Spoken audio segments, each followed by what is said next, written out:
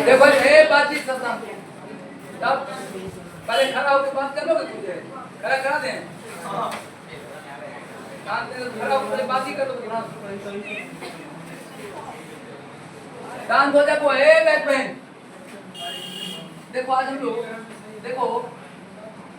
हम लोग को सीखना है स्ट्रेंथ ऑफ सॉल्यूशन। ठीक है strength of solution strength of solution देखो यार स्ट्रेंथ ऑफ सॉल्यूशन में हम लोग unit of strength of unit of strength of solution आज डिस्कस करना है। ठीक है तो आज हम लोग पहला एक यूनिट पढ़ रहे हैं मोल फ्रैक्शन। क्या पढ़ रहे हैं? मोल फ्रैक्शन ये डिस्कस करना है। मोल फ्रैक्शन क्या होता है? ठीक है उसको डिस्कस करते हैं। यहाँ ध्यान से देखो मोल फ्रैक्शन को हम लोग डिटेल में देखते हैं। यहाँ देखो एक बात समझ लो जो समझना चाहता है देखो साइंस है थोड़ा भी रटने की जरूरत नहीं। भगवान जी को थोड़ा भी ब्रेन दिया हुआ है क्लास में बिना आवाज की आवाज कर रहा मतलब ब्रेन काम ही नहीं कर बेकामी ब्रेन बात कर रहा मतलब क्लास में शुरू होने के बाद यदि बात कर रहा है मतलब पढ़ने से कोई इंटरेस्ट नहीं है। देखो यदि तुम यहाँ पर ध्यान दोगे तो पूरी बात समझ लो तुम्हारा। मोल फ्रैक्शन का क्या मतलब? देखो फ्रैक्शन मतलब होता है 1 पर, अब परसेंटेज मतलब होता है 100 पर, अब पीपीएम मतलब होता है 10 पावर 6 पर। ये वो तुम समझ गया मोल फ्रैक्शन तो परसेंटेज भी निकाल लेगा और पीपीएम भी। और देखो यार तुम कहते हो 40% मार्क्स है इसका क्या मतलब? 100 में तुमको 40 नहीं। अब मान लो 60 नंबर का कोई परीक्षा हुआ तो तुमको 40 मार्क्स थोड़े आया। तुम कहते हो 40% नहीं तो 100 इसका मतलब एग्जाम 60 नंबर का होगा 80 नंबर का होगा तब तुम कहते हो कि 40% आएगा। तो कैसे 100 में कितना है परसेंट? अब देखो मोल फ्रैक्शन क्या है यहाँ ध्यान दो। मोल फ्रैक्शन क्या वो समझाते हैं। इसी से जिसको मोल फ्रैक्शन आ जाएगा उसको मोल फ्रैक्शन जिसको आ जाएगा वही परसेंटेज निकाल सकता है। अरे मोल फ्रैक्शन मतलब 1 पर, परसेंटेज मतलब 100 पर और पीपीएम मतलब 10 पावर 6 पर। मोल फ्रैक्शन निकाल के 100 से गुना कर दोगे ना तो परसेंटेज निकल एक। अरे एक सुनो इधर 1 रुपया में मान लो 1 रुपया में 5 आम है। ए बात 1 रुपया में मान लो 5 आम मिल रहा है 100 रुपया में कितना? 500 क्या किए नहीं 100 में 500 ये बोलो अब तुम्हारे पास रुपया 10 पावर 6 होता कितना हो 10 पावर 6 से गुना करो। फ्रैक्शन मतलब 1 पर, परसेंटेज मतलब 100 पर और पीपीएम मतलब 10 पावर 6 पर। ए बैक बेंच रे समझ रहे देख रहे हैं ध्यान दो ना पढ़ो के ऊपर यहाँ देखो हम ध्यान दे रहे हैं तुम ध्यान दे रहा है। यहाँ देखो तो कहने का अब खड़ा करके अभी पूछ दे तो तुरंत सीधा हो जाएगा। यहाँ देखो परसेंटेज मतलब 100 पर, पीपीएम मतलब 10 पावर 6 पर, अब मोल फ्रैक्शन मतलब 1 पर। मान लो हम एक छोटा सवाल छोटा सा मान लो ये है देखो सॉल्वेंट जब हम सॉल्यूशन बनाते हैं तो क्या बनाते हैं सॉल्वेंट प्लस सॉल्यूट अब बराबर क्या हो जाता है सॉल्यूशन। सॉल्यूशन में जो ज्यादा रहता है ना उसको सॉल्वेंट कहते हैं और जो कम रहता है उसको सॉल्यूट कहते हैं और जो दोनों को मिलने से बनता है उसको सॉल्यूशन कहते हैं। यहाँ ध्यान दो बोर्ड पर पूरा ध्यान से देखो। अब सॉल्वेंट प्लस सॉल्यूट बराबर सॉल्यूशन। इसके मोल को हम लोग N1 लिखते हैं इसके मोल को N2 तो सॉल्यूशन का मोल कितना हो जाएगा N1 प्लस N2 मोल। अब मोल फ्रैक्शन का डेफिनेशन कितना है? 1 मोल सॉल्यूशन में 5 मोल नहीं 50 मोल भी नहीं 100 मोल भी नहीं 1 मोल सॉल्यूशन में सॉल्यूट का जितना मोल होगा वो सॉल्यूट का मोल फ्रैक्शन होगा। नहीं समझे परसेंटेज कितना 500 निकालते हैं 100 पर निकालते हैं 100 पर निकालते हैं मोल फ्रैक्शन 1 पर निकालते हैं। यही समझना है फॉर्मूला रटना भी है समझना भी है। देखो जब समझ जाओ रटने का जरूरत नहीं है। मोल फ्रैक्शन है क्या? 1 मोल सॉल्यूशन कितना मोल हो 1 मोल सॉल्यूशन में जितना मोल सॉल्वेंट होगा वो मोल फ्रैक्शन सॉल्वेंट होगा और 1 मोल सॉल्यूशन में जितना मोल सॉलिड होगा वही मोल फ्रैक्शन सॉल्यूट। इधर एक बात चीज बोर्ड पर ध्यान देना लिखो। अब सॉल्वेंट का मोल फ्रैक्शन सॉल्यूट का मोल फ्रैक्शन बोलो सॉल्वेंट को क्या कहेंगे? Number of mole of solvent present in 1 mole solution. ये 1 मोल नहीं है, कितना मोल है? N1 प्लस N2 मोल। N1 प्लस N2 मोल में कितना मोल है? N1 मोल। 1 मोल में जो होगा वो कहलाएगा मोल, और 100 मोल में जो होगा वो कहलाएगा परसेंटेज, और 10⁻⁶ मोल में जो होगा वो कहलाएगा ppm। यदि भगवान ब्रेन दिए हैं तो तीनों समझ में आए। 1 मोल पर निकालेंगे तो क्या कहेंगे उसको? Mole fraction. और 100 मोल पर निकालेंगे तो क्या कहेंगे? परसेंटेज। और 10⁻⁶ मोल पर निकाल देंगे तो जिसको मोल फ्रैक्शन आ गया 100 से गुना कर देगा तो क्या हो जाएगा? परसेंटेज। और 10⁻⁶ से गुना कर देगा क्या होगा? ppm। तीनों तुमको समझ। अब देखो, अब हम बनाने जा रहे हैं सवाल को, थोड़ा सा आसान से शुरू करते हैं 11 12 से, फिर IIT को ले जाएंगे। पहले 11 12 से शुरू, 11 12 की भाषा। सॉल्वेंट प्लस सॉल्यूट बराबर क्या हो गया? सॉल्यूशन। अब देखो क्या दिखाई पड़ रहा है? बोलो सॉल्वेंट कितना मोल है? देखो कितना मोल है सॉल्वेंट, अभी तुम्हारे ब्रेन में सेट कर लेगा। सॉल्वेंट कितना मोल है? N1। और सॉल्यूशन कितना मोल है? N1। तो बोलो परिभाषा क्या है कि 1 मोल में कितना? हम क्या लिखेंगे यहाँ? क्योंकि N1 प्लस कितना मोल? N2 मोल सॉल्यूशन कंटेन्स कितना? कंटेन्स N1 मोल सॉल्वेंट। N1 मोल सॉल्वेंट। N1 प्लस N2 मोल में N1 मोल सॉल्वेंट है, इसलिए कितना? बोलो 1 मोल में कितना? फॉर्मूला निकल जाए। 1 मोल में क्या होगा? बोलो तो N1 बटा क्या हो जाएगा? N1 प्लस N2, इसी को हम X1 कहेंगे। नोट करो सब यहाँ X1। अब बोलो तो अब सिमिलरली क्या होगा? बोलो तो अरे X1 इतना होगा तो सिमिलरली बोलो, सिमिलरली X2 बराबर कितना होगा? बोलो तो सिमिलरली क्या होगा? N2 बटा N1 प्लस N2 बराबर क्या हो जाएगा? X2। लिखो इधर लिखो, इधर 1 मिनट। X1 हो गया इतना, X2 हो जाएगा इतना। नोट करो यहाँ, बोल कर लिखो जल्दी, नोट करो पक्की, जल्दी नोट करो यहाँ तक।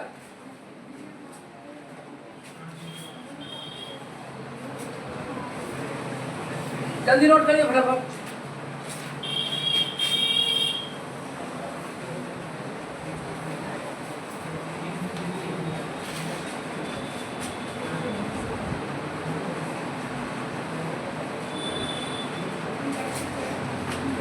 जल्दी नोट कर लीजिए फटाफट। ए है दोनों अलग बैठे, दोनों का नोट हो जाएगा। नोट किया इतना? नोट कर लीजिए।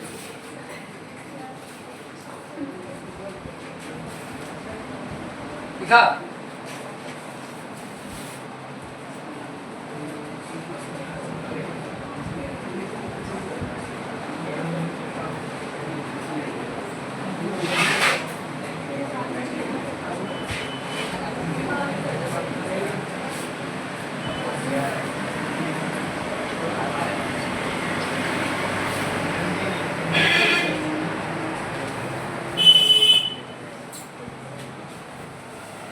कर लिया इतना?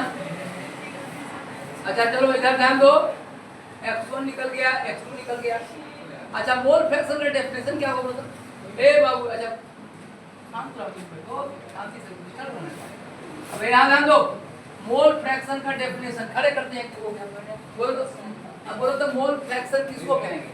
मोल फ्रैक्शन, बोलो मोल फ्रैक्शन ऑफ सॉल्वेंट क्या कहेंगे? Number of mole. देखो sir, number of mole of solvent present in कितना? 1 मोल सॉल्वेंट। अब मोल फ्रैक्शन ऑफ सॉल्यूट क्या होगा? Number of mole of solute present in 1 mole of solute. 1 मोल में निकालेंगे, ठीक है। दूसरा परिभाषा देखो, कमजोर बच्चे को कमजोर बच्चा ऐसे भी सीखता है। देखो इस फार्मूला से देखो, X1 मोल फ्रैक्शन हुआ the ratio of number of mole of solute and total mole of solute. देखो इधर सॉल्यूट का मोल बटा कितना? टोटल मोल, इसको मैं मोल फ्रैक्शन लिखो। तो लिखो तो डेफिनेशन लिखो मोल फ्रैक्शन ऑफ सॉल्वेंट, दोनों का लिख लेगा। लिखो मोल हेडिंग, लिखो डेफिनेशन, लिखो। तो इतना नोट कर लिया साहब? नोट कर लिया ना? लिखो डेफिनेशन मोल फ्रैक्शन का डेफिनेशन लिखो। Mole fraction. मोल फ्रैक्शन का डेफिनेशन क्या लिखोगे? क्या होगा?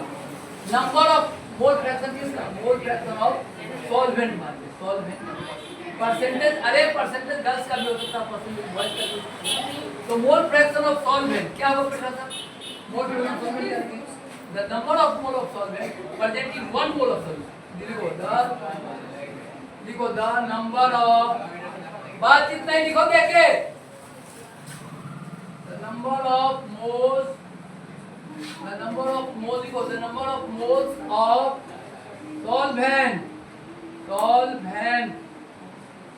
solvent present in one mole solution,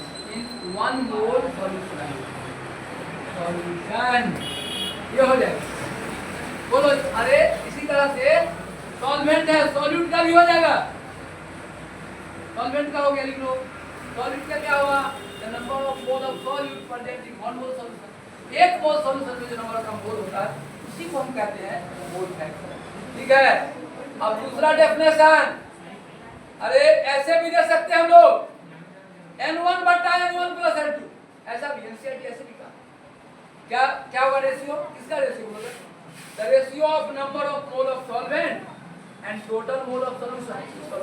देखो दूसरा डेफिनेशन, ये पहला डेफिनेशन हुआ। अच्छा, ये किसका डेफिनेशन हुआ बोलो था? और किसका? सॉल्वेंट। अब बोलो तो मोल फ्रैक्शन सॉल्यूट है तो क्या कहेंगे? क्या बोलेगा? Number of mole of solute present in one mole of solution. Solute करेंगे। अब चलो एक बात बताओ, अगला पॉइंट ध्यान देखो। यदि हम दूसरा आसान तरीका से बताएं, कमजोर बच्चों को बताना हो तो सीधे कह देते हैं परीक्षा में क्या कि number of mole of solvent, the ratio of, ratio माने भाग, अनुपात, the ratio of number of mole of solvent and total number of mole of solution. तो भी हम लोग कहते हैं।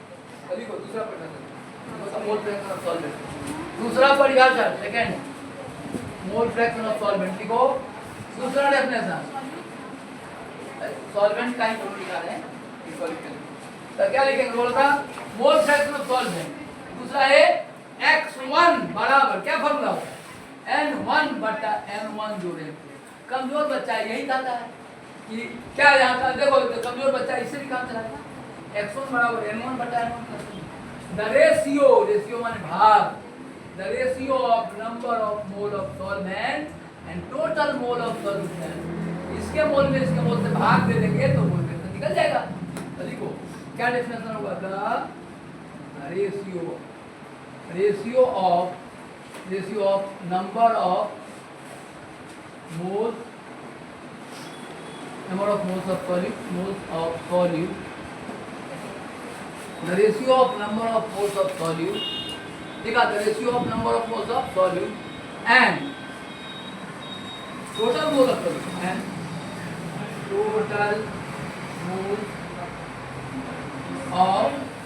Total moles of solution. लिख लो ऐसे भी, किताब में दोनों लिखा हो सकता है, दोनों लिखिए, ऐसे भी लिख सकते।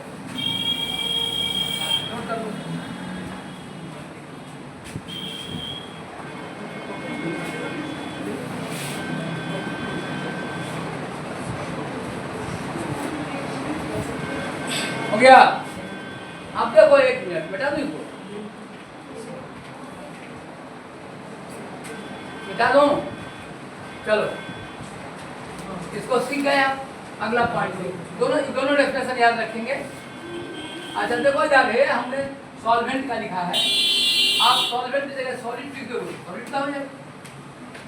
यहाँ सॉलिड का क्या होगा? Number of moles of solvent. अच्छा अरे यहाँ देखो, ये सॉलिड का ही लिखा गया, नहीं यहाँ सॉल्वेंट सॉलिड लिखा ना, तो ये होगा number of mole of solid लिख दो, mole fraction of solid, solid का ही सॉलिड लिख दिया तो सॉलिड, तो ये हो जाएगा सॉलिड का होता है x2, सॉलिड का क्या हो जाएगा? नहीं, सॉल्वेंट रहेगा तो क्या हो जाएगा? यहाँ देखो ज्यादा खड़ा करते हैं, दो तीन को समझ जाएगा। यहाँ ऊपर में मोल ऑफ सॉलिड लोगे तो सॉलिड का मोल फ्रैक्शन लिख लेगा, और ऊपर में मोल ऑफ सॉल्वेंट लोगे सॉल्वेंट का मोल फ्रैक्शन। क्या हुआ? इसके सॉलिड के मोल में से भाग दे देंगे, डिवाइड कर देंगे तो हो जाएगा। अब आओ दूसरा पॉइंट बता रहा हूँ, तीसरा सेकंड पॉइंट बताता हूँ। चलो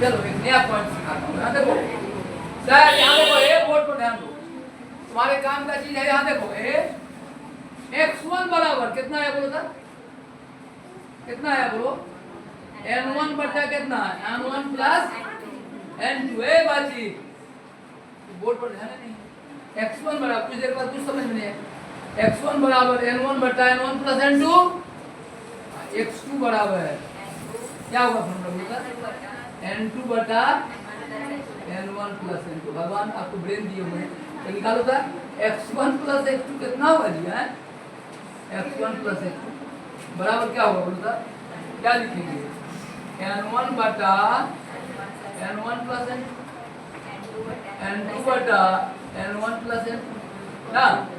अब बोलो तो इसको बराबर करोगे तो एलसीएम क्या हो जाएगा n1 प्लस n2, अब ऊपर में क्या हो जाएगा हाँ n1 अब प्लस क्या हो जाएगा, कट के कितना हो जाएगा बोलो, इसे कटेगा 1 लिख लो, इतना नोट करो। मतलब ये सुनो, ये फॉर्मूला हो गया x1 प्लस x2 हमेशा क्या होगा 1 नहीं हो जाएगा, नोट करो इसको, एक लिखो x1 को नोट करनी जल्दी नोट नहीं समझ में नोट करनी, ये भी नोट कर लो, इतना जल्दी नोट करो।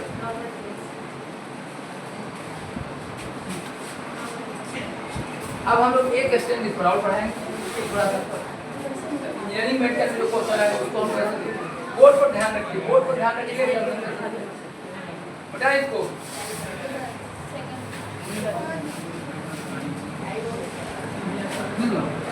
अब देखो एक पॉइंट और बताएंगे, चलो देखो इधर बोर्ड पर, अरे इधर ध्यान दो बोर्ड पर ध्यान बेटा, तुम इसको नोट कर लिया साहब।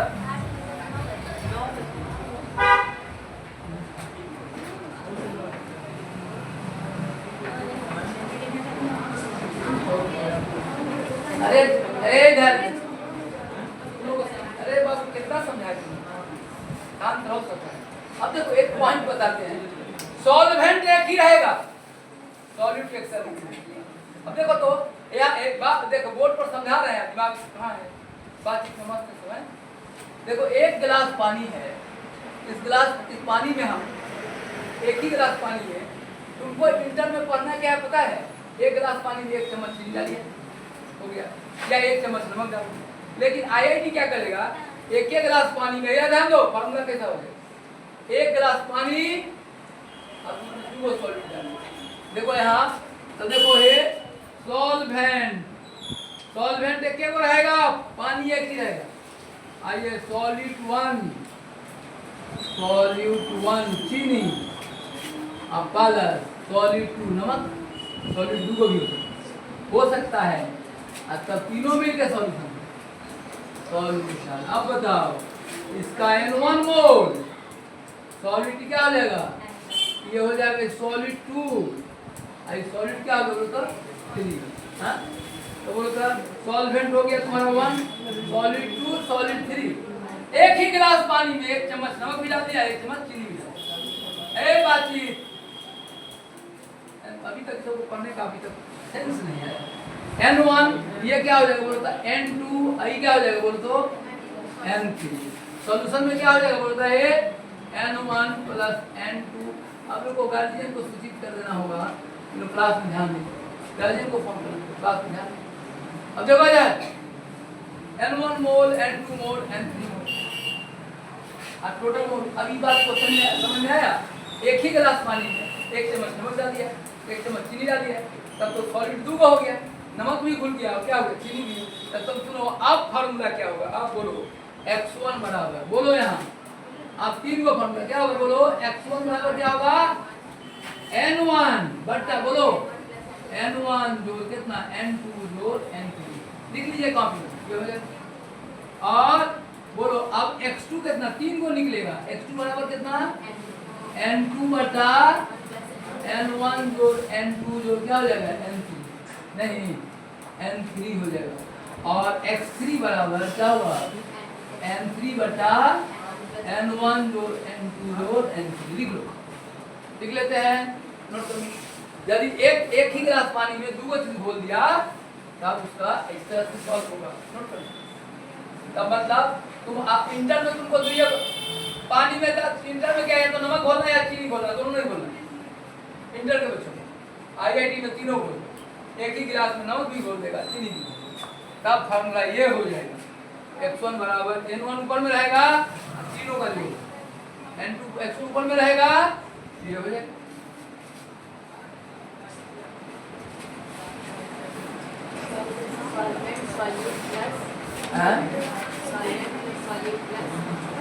सॉल्वेंट 1, सॉलिड 2, सॉलिड क्या हो जाएगा 3, सॉलिड नहीं।